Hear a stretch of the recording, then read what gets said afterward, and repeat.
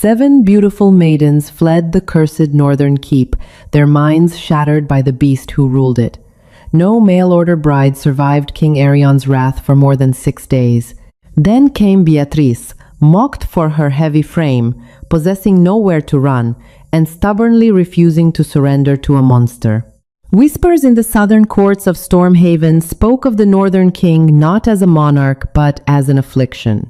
King Arion Roth reigned over the jagged, ice-choked peaks of Aethelgard, a territory as unforgiving as the man himself. He was a warlord of unmatched brutality, but the true terror lay in the rumors of his bloodline. It was said that a primordial curse ravaged his veins, turning him into a hulking, bloodthirsty lycanthrope beneath the light of the full moon. To secure a vital trade alliance and a hefty dowry, the southern lords had attempted to bind him in marriage. 7 times they sent an exquisite, delicate noblewoman to his freezing fortress. 7 times the brides returned within a week, babbling, traumatized, or bruised, their sanity entirely stripped away by the horrors they witnessed. Lord Percival Hartwell did not care about the shattered minds of 7 women. He cared only about his ledgers. The Hartwell estate was drowning in insurmountable debt to the Lombardy Iron Bank. Ruin was not just knocking at their heavy oak doors, it had broken them down. Percival had only one asset left to trade, his daughter Beatrice. Beatrice Hartwell was not the sort of woman bards sang about. In a society that prized frail, willow-thin maidens who fainted at the sight of a drawn blade, Beatrice was a mountain. She possessed a heavy, robust frame, thick arms, and a soft, wide face that had been the subject of cruel mockery since her debut in high society. Suitors looked past her. Ladies-in-waiting snickered behind their velvet fans.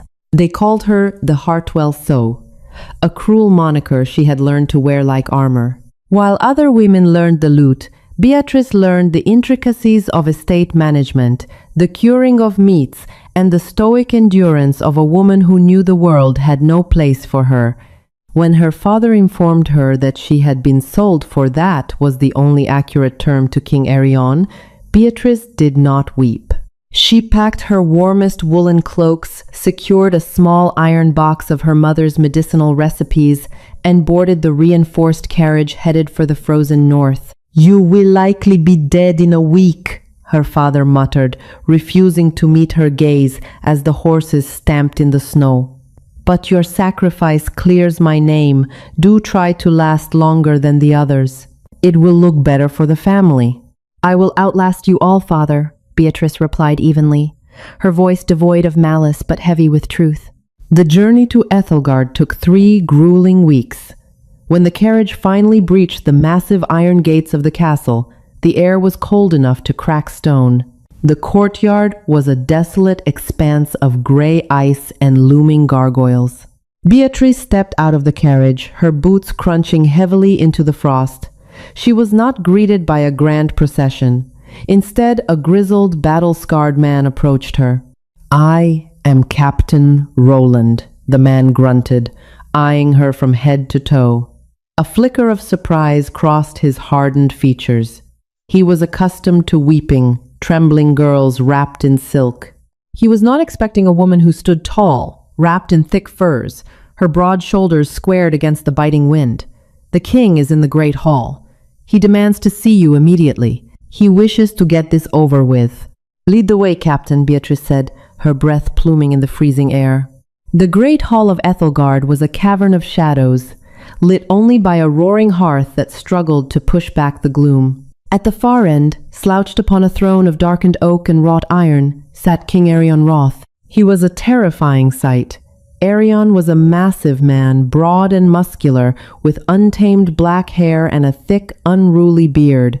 A jagged scar slashed across his throat, disappearing beneath a heavy fur cloak. His eyes, however, were the most unsettling feature.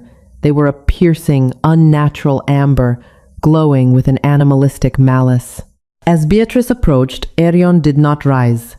He leaned forward, sniffing the air audibly. "So," Arion's voice rumbled, a deep, gravelly sound that vibrated against the stone walls. "The south ran out of pretty porcelain dolls and sent me a sturdy draft horse instead." Did Percival think I needed a beast of burden for the fields? A cruel laugh echoed from the dark corners of the hall, where a few of Arion's closest confidants lurked. Beatrice stopped 10 paces from the throne. She did not curtsy. She did not flinch. She simply looked at the king, her dark eyes entirely unimpressed. "My lord," Beatrice began, her voice steady and echoing clearly in the vast space. "If you wished for a porcelain doll, you should have commissioned a toy maker. My father sent me because he is a bankrupt coward, and you accepted me because your kingdom is starving for southern grain. Now it has been a 21-day journey. I am cold, I am hungry, and I require a hot bath. If you intend to kill me, do it now and save us both the pleasantries. If not, point me to the kitchens." Silence slammed into the hall. Captain Roland tensed, his hand dropping to the pommel of his sword. Arion's amber eyes widened a fraction. For a moment, the beast beneath his skin flared, a low, menacing growl vibrating in his chest. But Beatrice just stood there, a solid, immovable object in a world of fragile things. Arion sneered, leaning back. "Give the woman a room. We shall see how bold she is when the shadows lengthen." "None of them last, Roland. She will be begging for a carriage by Wednesday." The psychological warfare began the very next morning. Arion was determined to break her, just as he had broken Lady Arabella, Duchess Fiona, and the 5 others before her. He believed that the only way to protect his cursed existence was to ensure no one remained close enough to betray him. On Tuesday, Beatrice found the butchered carcass of a wild boar left bleeding upon her heavy oak dining table. It was a gruesome, horrifying sight, intended to send her into hysterics. Instead, Beatrice calmly tied a heavy canvas apron around her thick waist, summoned the terrified scullery maids, and spent the next 6 hours butchering the meat, salting the cuts, and rendering the fat. By dinner time, she served Arion a rich, savory boar stew. When he glared at her across the table, expecting tears, she merely asked him to pass the salt. On Wednesday, Arion took to stalking her. As she navigated the dark, drafty corridors of Ethelgard, he would follow in the shadows. He did not walk like a man. He moved with the silent, predatory grace of a wolf. He would suddenly appear behind her, breathing his hot, menacing breath against her neck, whispering graphic threats of what the beast within him would do to her flesh. Beatrice did not run. When he cornered her in the library, his massive hands slamming against the shelves on either side of her head, she simply looked up at him. She noted the deep exhaustion in his amber eyes, the dark circles of a man who hadn't slept peacefully in decades. "You are wasting your breath, Your Grace," she told him, pulling a dusty ledger from beneath his arm. "I have been called worse things by the Duchess of Somerset over afternoon tea. Furthermore, if you are going to stalk me, you could make yourself useful and carry this firewood to my chambers." Arion was baffled. His cruelty, which had so easily fractured the fragile egos of the southern beauties, splashed uselessly against Beatrice's thick skin. Her lifelong endurance of mockery had forged her into something unbreakable. Because she knew she was not beautiful by the world's standards, she did not rely on her charm to survive. She relied on her utility and her stubbornness. By Friday, Beatrice began to assert her authority. She realized quickly that Ethelgard was falling into ruin not because of Arion's curse, but because the castle staff was completely unmanaged. At the center of this decay was Madame Rowena, the castle's head housekeeper and an ambitious noblewoman who had long served as Arion's unofficial advisor. Rowena despised the mail-order brides, viewing them as a threat to her absolute control over the castle's domestic and financial affairs. Beatrice discovered the truth quite by accident. While reviewing the castle's expenditure ledgers, a task she took upon herself when she found them abandoned in the study, she noticed glaring discrepancies. Winter stores were being intentionally left out to rot. The heating braziers in the bride's chambers had been deliberately fueled with damp, smoking wood to cause misery. The psychological torment of the previous brides had not solely been Arion's doing. Rowena had been slipping nightshade and hallucinogenic roots into their evening tea, amplifying their terror of the king to the point of madness. Rowena wanted Arion isolated, feared, and entirely dependent on her. That evening, Beatrice summoned Rowena to the kitchens. The thin, sharp-featured woman stood with a haughty sneer as Beatrice loomed over her. "I found the nightshade in the pantry, madam," Beatrice said softly, tossing a small burlap sack onto the table. "And I have seen the ledgers. You have been starving this castle and poisoning the king's wives." Rowena's eyes flashed with venom. "You are nothing but a fat, unwanted cow from a bankrupt house. You have no authority here. The king is a monster. When the moon turns, he will tear you to ribbons just as he almost did the others. I merely helped them escape before he could finish the job." "You will pack your bags," Beatrice commanded, her voice dropping to a dangerous low octave, "or I will drag you by your thinning hair into the courtyard and let the frost claim you." Rowena laughed, a sharp, ugly sound. "You won't live to see the dawn of Monday, my lady. Tomorrow is the full moon. The king locks himself in the deep cellar, but locks can be broken. We shall see how brave the Hartwell sow is when the beast is unleashed." Beatrice realized then that the danger was not just Arion's curse, but the deliberate sabotage of his confinement. She immediately sought out Captain Roland, demanding extra chains and guards for the cellar, but Rowena's influence ran deep. Several of the guards were on her payroll. Beatrice was truly entirely alone in a castle that wanted her dead.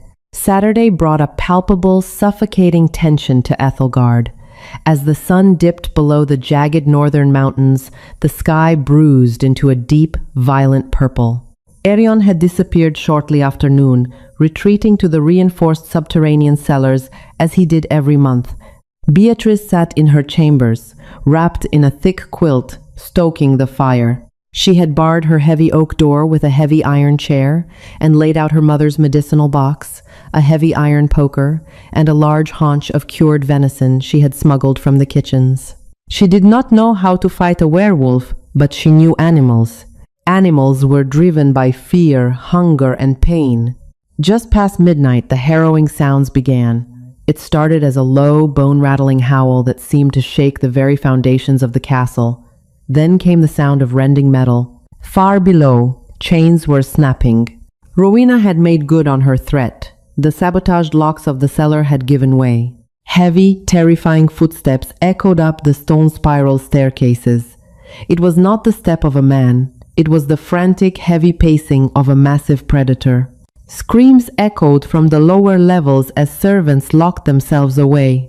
Beatrice gripped the iron poker, her palms sweating, her heart hammering a frantic rhythm against her ribs. Thud, thud, thud. The beast was outside her door. There was a moment of suffocating silence, followed by a thunderous crash. The heavy oak door splintered inward, the iron chair groaning as it was violently pushed aside. Through the ruined doorway stepped the King of Ethelgard. He was a nightmare of muscle, coarse fur, and elongated, razor-sharp bone. Standing over 7 feet tall, the lycanthrope was hunched under the ceiling, its amber eyes burning with a mindless, rabid fury. Saliva dripped from jaws capable of snapping a warhorse's neck. The beast locked eyes with Beatrice. It let out a deafening roar, preparing to lunge and tear this intruder to bloody shreds. Beatrice did not scream. She did not cower in the corner. If she was going to die, she would not die a weeping victim. Drawing upon every ounce of her formidable will, she stood up to her full height. She was a large woman, and in that moment she made herself look as imposing as possible. "Stop!" she bellowed. Her voice was not a shriek of terror, but the booming, authoritative command of a matriarch breaking up a tavern brawl. The sheer audacity of the command made the beast pause. It blinked, confused by the lack of fear scent. Every other creature it had ever encountered had either attacked or fled. This heavy, solid woman merely pointed an iron poker at him. "You are cold. You are in pain. And you are bleeding," Beatrice said, her voice dropping to a calmer, grounding tone. She pointed to a deep gash on the werewolf's massive shoulder, a wound likely sustained from breaking through the sabotaged iron door. The wolf snarled, stepping forward, snapping its jaws in a display of dominance. Beatrice did not step back. Instead, she reached with her left hand and tossed the heavy haunch of cured venison onto the stone floor between them. "Eat," she commanded. The beast stared at the meat. The scent of blood and salt hit its hypersensitive nose. The hunger of the transformation was agonizing. Slowly, keeping its burning amber eyes locked on Beatrice, it lowered its massive head and snatched the venison, tearing into it with terrifying ferocity. While the beast was distracted, Beatrice moved. She didn't approach it like a monster. She approached it like a wounded, dangerous draft horse. She took a heavy woolen blanket from her bed, soaked it in a basin of warm water infused with valerian root and lavender from her mother's box, and slowly stepped toward the creature. The wolf growled, a low warning rumble, as she stepped into its striking distance. "Hush," Beatrice murmured. "Hush now, Arion. You are safe. The door is broken, but you are safe." Slowly, deliberately, she pressed the warm, herb-soaked blanket against the bleeding gash on his shoulder. The beast flinched, snapping its jaws inches from her face. She could smell the copper of blood and the wild musk of pine on his breath. But she held firm, applying pressure. The valerian root, a powerful natural sedative, began to seep into the open wound, mixing into his cursed bloodstream. The warmth of the fire, the heavy meal in its stomach, and the sudden shocking sensation of gentle care rather than violent fear began to short-circuit the monster's rabid instincts. The wolf let out a long, shuddering exhale. Its massive legs trembled before giving out, dropping the creature heavily onto the stone floor by the hearth. Beatrice sat down beside him, her thick legs crossed on the cold stone. For the rest of the night, as the terrible storm raged outside, she sat with the monster. She kept the fire roaring, continually pressing the sedative-soaked cloth to his wounds, and hummed a low, steady southern lullaby. She didn't sleep. She remained the immovable mountain.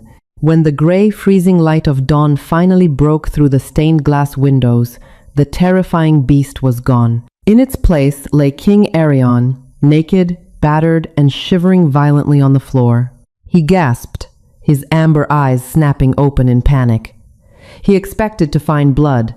He expected to find torn flesh and the lifeless body of the bride he had sworn to push away. Instead, he found Beatrice. She was sitting in a sturdy armchair, sipping a cup of morning tea, looking exhausted but entirely unharmed. She tossed a thick fur mantle over his shivering, naked form. "Good morning, Your Grace," she said, her voice dry and pragmatic. "It seems we have a saboteur in the castle. I suggest you put on some trousers, for we have much work to do today." Arion stared at her, utterly bewildered. She had seen the monster. She had faced the curse that made grown warlords weep in terror. And she was simply drinking tea. You didn't run," Arion whispered, his voice hoarse, staring at her as if she were the supernatural entity in the room. Beatrice set her teacup down and met his gaze squarely. "I told you, Arion, I have nowhere to run to. This is my home now, and I do not allow guests to tear up my chambers, whether they have fur or not." For the first time in 10 years, a genuine, bewildered laugh escaped the King of Ethelgard's lips. The Hartwell sow had not just survived the night, she had conquered the beast. But as Arion looked at the splintered remains of his dungeon doors, his smile faded. The people who had tried to get Beatrice killed were still inside the castle walls, and they were about to realize that the eighth bride was not going anywhere. The morning sun cast a harsh, unforgiving light across the frostbitten stones of Ethelgard, but inside the castle walls an unprecedented quiet had settled. The servants, who usually spent the morning after a full moon scrubbing blood from the cellar steps and whispering prayers for the dead, were met instead with the aroma of roasted oats and smoked bacon wafting from the kitchens. King Arion Roth, dressed in a simple tunic and thick leather trousers, sat at the head of the great dining table. He was exhausted, every muscle aching from the violent transformation, yet his mind was clearer than it had been in a decade. He watched in quiet awe as Beatrice moved about the hall. She was not cowering, she was not weeping. She was barking orders at the bewildered staff, a heavy iron keyring swinging from her robust hip. "I want the damp wood cleared from the eastern wing by noon," Beatrice instructed a terrified scullery lad, her voice echoing off the vaulted ceilings. "And if I find another sack of nightshade in the pantry, I will personally see that the cook is locked in the pillory. Do I make myself perfectly clear?" The boy scrambled away, nodding frantically. Arion rested his chin on his knuckles, his amber eyes tracking her every movement. The southern lords had mocked her. Her own father, Lord Percival, had sold her like damaged goods. Yet here she stood, a sturdy, indomitable force, managing his ruined kingdom with the casual efficiency of a seasoned general. He found himself inexplicably drawn to the very attributes her society despised. Her broad shoulders spoke of resilience. Her thick, soft curves, which she carried with unbothered dignity, suggested a warmth and grounding strength that Ethelgard desperately needed. "You look at me as if I am a riddle you cannot solve, Your Grace," Beatrice remarked, pausing to pour him a cup of steaming black tea. "You are," Arion rumbled, taking the cup. His fingers brushed against hers, and he marveled at the steady warmth of her skin. Any other woman would have taken a horse and fled at first light. "You fought a beast and stayed to make breakfast. As I said last night, Arion, I am not a fragile flower easily uprooted," Beatrice replied, taking the seat beside him rather than the traditional bride's seat at the far end of the long table. "But we have a far more pressing issue than my temperament, the saboteur." Before Arion could respond, the heavy oak doors of the hall swung open. Madame Rowena strode in, flanked by Lieutenant Griffith and two heavily armed guards. Rowena wore a somber black gown, a perfectly rehearsed expression of faux mourning plastered across her sharp features. She had come expecting to find the king weeping over the torn remains of the Hartwell sow. Instead, she froze, her jaw slackening. Her pale eyes darted from the very much alive Beatrice to the fully composed king. "Good morning, Madame Rowena," Beatrice said cheerfully, taking a slow sip of her tea. "I trust you slept well? I apologize if the noise from my chambers disturbed you." The door proved quite defective. Rowena's composure shattered. This is a trick. The beast. The moon. "The beast is quite tame when properly fed and cared for," Beatrice interrupted, her tone dropping its cheerful facade, hardening into cold steel. She stood up, her commanding frame towering over the table. "Unlike the vermin who infest this castle." Arion stood slowly, his massive presence instantly filling the room with silent, terrifying authority. The lingering scent of the wolf hung heavily around him. Lieutenant Griffith instinctively took a step back, his hand trembling on the hilt of his sword.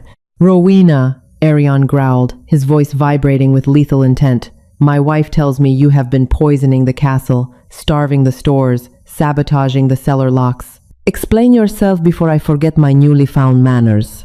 Rowena's eyes darted wildly, calculating her odds. Seeing none, she resorted to venom. "You are a monster," she shrieked, pointing a trembling finger at the king. "You destroy everything. The Lombardy Iron Bank knew you would eventually run this territory into the ground. They promised me the estate if I just hurried the process along. 7 brides, 7 broken alliances. You were supposed to kill this fat cow last night and finally trigger the southern armies to march on us." Beatrice nodded slowly, piecing the political puzzle together. "Magistrate Corvus," she murmured, naming the ruthless head of the Lombardy Iron Bank. "He holds my father's debts and he wants the Ethelgard silver mines. He knew sending me would either insult you into declaring war or result in my death, giving the South the justification they needed to invade. And you survived," Rowena spat, glaring at Beatrice with unhinged fury. "But it does not matter. Corvus is not waiting for a raven. He dispatched a vanguard of mercenaries from the Blackwood Valley 3 days ago. They are marching on Ethelgard as we speak. When they find out you survived, They will simply lay siege to the keep and slaughter you both." Lieutenant Griffith, realizing the game was up, drew his sword with a metallic scrape. "Kill them!" he shouted to the two guards beside him. "Corvus will pay us a fortune for the king's head." The guards lunged forward, but they fundamentally misunderstood the dynamic in the room. They expected a terrified woman and a vulnerable man. Beatrice did not flinch. Without missing a beat, she grabbed the heavy iron teapot from the table and hurled it with astonishing force. The scalding black tea and heavy iron slammed directly into Griffith's face, sending him crashing to the stone floor in a screaming, steaming heap. Simultaneously, Arion moved with the blistering speed of the predator in his blood.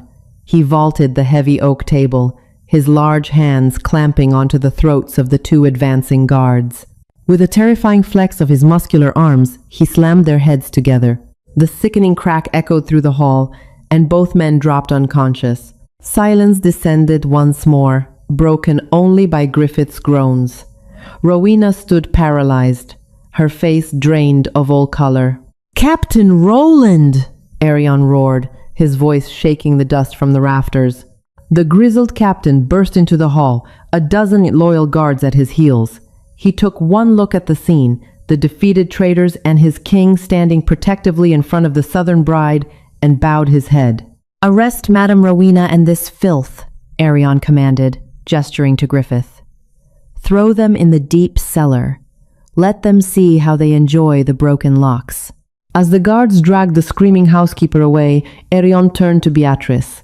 His chest heaved, adrenaline still coursing through his veins. He looked at the shattered teapot, then at his wife. A slow, genuine smile spread across his scarred face. "A heavy iron teapot," Arion chuckled, a deep, rich sound. "Remind me never to complain about your tea service." Beatrice brushed a speck of dust from her heavy woolen skirt, her breathing completely steady. "A practical woman uses the tools at her disposal, my lord, but we have a larger issue. Magistrate Corvus is coming, and if his mercenaries are a day out, we have very little time to prepare a defense." Arion's smile faded, replaced by the grim reality of war. Ethelgard's forces are depleted. We have perhaps 50 men capable of holding a sword. Corvus will bring hundreds. The iron gates will not hold a determined siege. Beatrice walked toward the massive stained glass windows, looking out over the frozen, jagged landscape of Ethelgard. She was no longer just the Hartwell sow. She was the mistress of this castle. She thought of her cruel father, of the sneering lords of the south, and of the ruthless bankers who viewed lives as nothing more than ink on a ledger. "Then we do not fight them at the gates," Beatrice said, turning back to Arion, a dangerous, brilliant fire lighting up her dark eyes. "We invite them in, and we show them exactly why the north is cursed." Dusk fell over Ethelgard like a heavy velvet shroud. The air grew bitterly cold, the kind of absolute, punishing frost that cracked stones and froze the breath in men's lungs. Outside the walls, the steady, ominous thrum of marching boots and the clanking of armor echoed through the valley. Magistrate Corvus had arrived, bringing with him 300 hardened mercenaries from the southern companies. Standing atop the battlements, wrapped in thick bare furs, Beatrice watched the sea of torches illuminating the dark landscape. Beside her stood Arion, clad in blackened chainmail, his great sword resting on his broad shoulder. "They are arrogant," Beatrice noted, her keen eyes scanning the enemy lines. "They have brought no siege engines. They expect the gates to be opened from the inside by Rowena's traders. When they realize the gates are barred, they will attempt to scale the eastern wall. It is the lowest point." "Exactly," Arion agreed, a grim smile touching his lips. "Which is why I watched Captain Roland pour the castle's entire supply of rendered boar fat and fish oil over the eastern battlements 2 hours ago." A heavy thud echoed from the courtyard below, interrupting the quiet moment. A massive battering ram, hastily constructed from a felled pine, struck the iron gates. The siege had begun. For the next hour, the air was filled with the deafening crash of wood on iron, the screams of mercenaries slipping off the grease-slicked eastern walls into the frozen moat, and the thwack of northern arrows finding their marks. But sheer numbers eventually won the outer courtyard. The heavy iron gates gave way with a screech of tearing metal, and Corvus's mercenaries flooded into the open grounds. Standing on the balcony of the inner keep, Beatrice watched as Magistrate Corvus rode in on a heavily armored warhorse. He was a thin, cruel-looking man wrapped in expensive velvet, a smug smile plastered on his face as he surveyed the apparently empty courtyard. "King Arion!" Corvus shouted, his reedy voice cutting through the freezing air. "Your traitorous reign is over!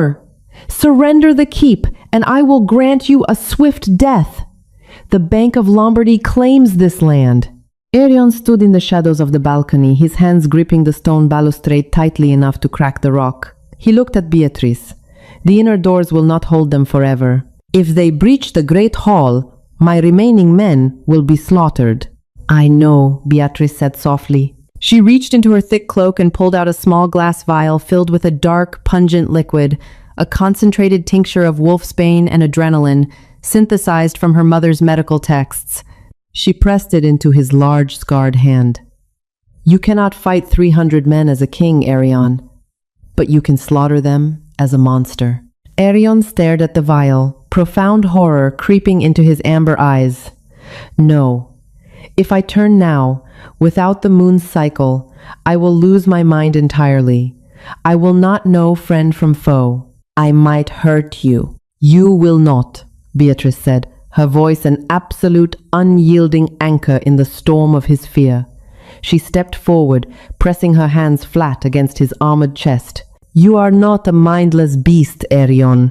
You are my husband. You are the king of the north. Drink it, I will ground you. I will bring you back. I swear it on my very life." Arion looked deep into her dark, fearless eyes. He saw no hesitation, only absolute, unshakable faith. He uncorked the vial and downed the bitter, burning liquid. The transformation was horrific and instantaneous. Without the sedative magic of the moon to guide it, the shift was purely biological violence. Arion fell to his knees, a guttural scream tearing from his throat as his bones snapped and elongated. His chainmail tore like wet paper as massive corded muscles ripped through his skin, coarse black fur erupting across his expanding frame. A massive shadow leapt from the 30-foot balcony, landing in the center of the courtyard with an earth-shattering crash. The mercenaries backed away, horses screaming and rearing in panic. Standing before them was not a man, but a 9-foot-tall apex predator. The werewolf let out a roar that shook the snow from the mountaintops, a sound of pure, unadulterated nightmare. It tore through the mercenary lines like a scythe through dry wheat. Armor crumpled under its massive jaws. Grown men were thrown across the courtyard like ragdolls. The mercenaries, expecting a simple siege against starving men, broke entirely. Panic erupted. They dropped their weapons, scrambling over each other to escape through the broken gates, fleeing into the frozen tundra to escape the wrath of the northern king. Magistrate Corvus tried to turn his horse, but the beast was faster. With a single brutal swipe, the werewolf shattered the horse's legs. Corvus tumbled to the freezing ground, crawling backward in the snow, weeping and begging for mercy as the massive monster loomed over him, saliva dripping from its razor-sharp teeth. "Arion, stop!" The voice rang out across the bloody courtyard, clear, authoritative, unafraid. The beast froze, its massive jaws inches from Corvus's face. Slowly, the werewolf turned its terrifying head toward the steps of the inner keep.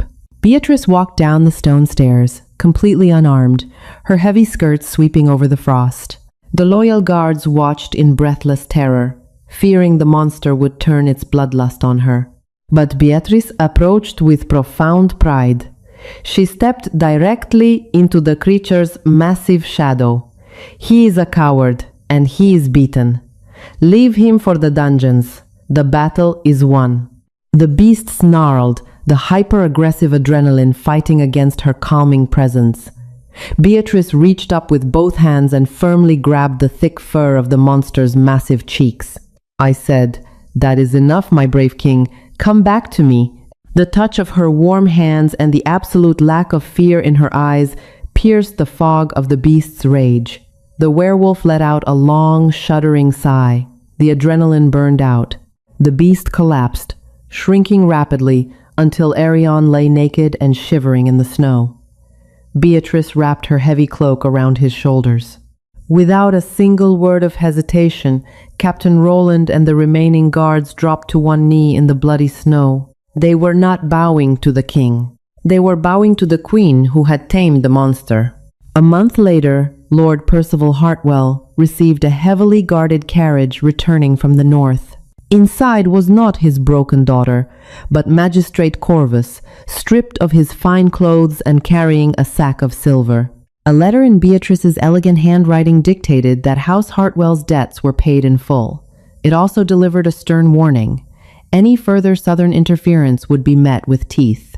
Back in Ethelgard, a grand feast was underway. The pantries were overflowing with preserved meats and spices.